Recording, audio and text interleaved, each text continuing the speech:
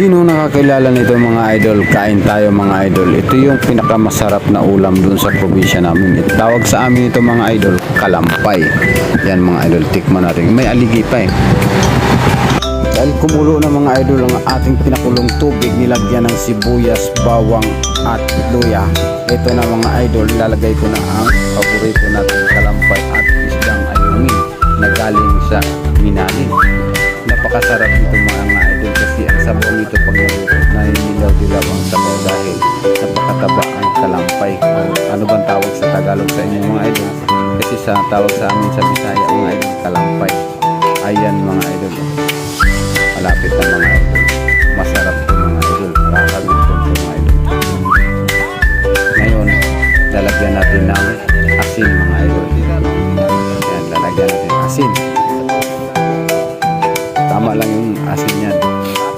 Tapos susundan natin ng magic sarap. Tapos antayin na lang natin kumulo para tikman natin ang lasa mga idol kung gaano pa talaga kasarap ito. Pagbukas pala mga idol, langhap na langhap po kaagad ang lasa ng tinulang kalampay at ayungin.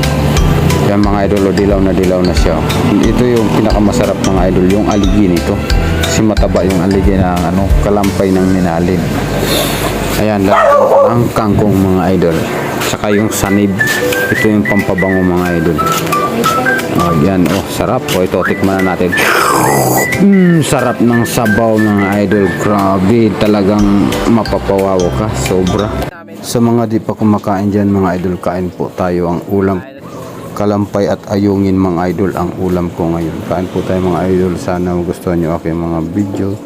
Thank you for watching. Like, share, follow, and subscribe sa YouTube channel Dynamite Danny. Bye bye mga idol.